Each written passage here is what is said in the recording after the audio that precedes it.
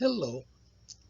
In our last video, we looked at the fact that Jesus is preparing for us a place. In this video, we're going to look at what we know about the place that he is preparing.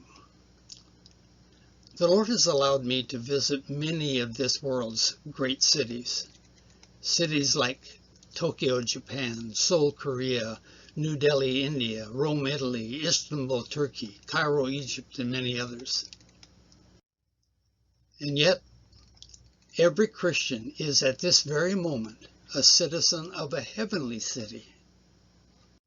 A city more dazzling and beautiful than anyone has ever seen here on earth.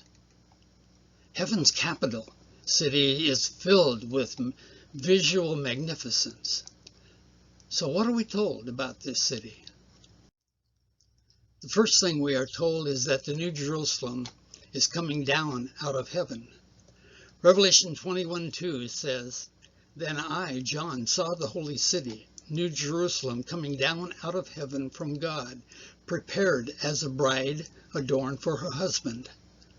The New Jerusalem will be a place of extravagant beauty and filled with wonders. It will be a vast Eden, a paradise beyond description, under the rule of Jesus Christ. So what is the city of God like? Let's examine some of the ways John describes this city. Number one, it is called the New Jerusalem. I've had the privilege of visiting the earthly Jerusalem on 6 different occasions. But when the Apostle John wrote the book of Revelation, Jerusalem had been destroyed by the Romans. The Bible reveals that there are 2 different Jerusalems. Not only on this earth is there a Jerusalem, called in the Hebrew Yerushalayim Shel Matah, meaning Jerusalem the lower, but there is also a heavenly city, Yerushalayim Shel Ma'alah, Jerusalem the upper. Hebrews 12:22 says, "But you have come to Mount Zion, the heavenly Jerusalem, the city of the living God." One Jerusalem is an earthly city, and the other is a heavenly Jerusalem, and both are part of our promised future. Number 2, this city is holy. Holy means set apart for a special purpose. This city is different from any city John had ever seen. Number 3, it is a prepared city. In our last video, we looked at John 14, where John tells us he was going away to prepare us a place. In Revelation 21, verse 2, again, this city is called a prepared city. Number 4, the city is God's dwelling place among humans. Here's where we start to really see what's so special about this city. A voice from God's throne proclaims, "Look, God's dwelling place is now among the people, and he will dwell with them. They will be his people, and God himself will be with them and be their God."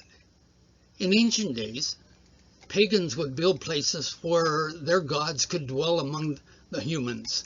Those places were called temples. But this place is different. Instead of humans building a dwelling place for their gods, the true God is building a dwelling place for himself among humans. Number 5, there will be no more death, mourning, or pain. Death is something that God plans to do away with entirely. The curse of sin will have been rolled away. Number 6, this city will shine with the glory of God. John says the city shines like a brilliant jewel. Moreover, because God the Father and the Lamb dwell in the city, the sun and the moon are no longer needed, and there will be no night in the city. Number 7, this city is physically planned. The whole city is a study of the number 12. There are 12 gates. There are 12 angels at the 12 gates. The gates feature the 12 names of the tribes of Israel. There are 12 foundations of precious stones. The foundations feature the names of the 12 apostles. The city is 12,000 stadia long and wide and high. That's about 2.7 billion cubic miles. The wall is 144 cubits thick. That's 12 times 12 cubits thick. Number 8, there is no temple in this city. That's because Jesus and the Father are already dwelling openly in the city. There is no need for one special room where they can interact with human beings like there was in the Old Testament temple. The whole city is sacred. Number 9, nothing in this city is impure and will never enter there. Revelation 21:27 says, "But there shall by no means enter it anything that defiles or causes an abomination or a lie, but only those who are written in the Lamb's book of life." John sees that in the New Jerusalem, the whole city is pure. Number 10, there is a river of life flowing through the street. John wrote in his gospel that Jesus told the Samaritan woman at the well, "Whoever drinks the water I give them will never thirst. Instead, the water I give them will become in them a spring of water welling up to eternal life." Perhaps John recalled this when he sees in his vision a river that flows from the throne of the Father and the Son out into the street of the city. Number 11, the tree of life is there. In the Garden of Eden, God planted a tree of life whose fruit, when eaten, could sustain life forever. But Adam and Eve disobeyed God and were driven away from the tree of life.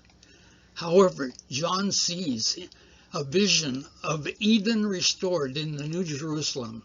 The tree of life is back, yielding its fruit every month.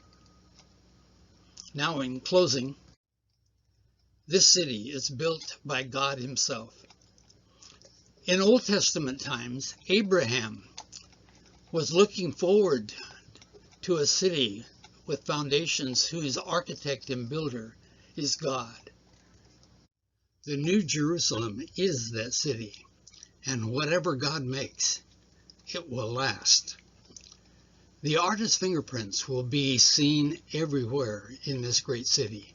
Every feature speaks of the attributes of God. The priceless stones speak of His beauty and grandeur. The open gates speak of His accessibility. All who would come to Him at His throne can do so at any time. God will delight in sharing with us the grandeur and the glories of the New Jerusalem and our residence. I can hardly wait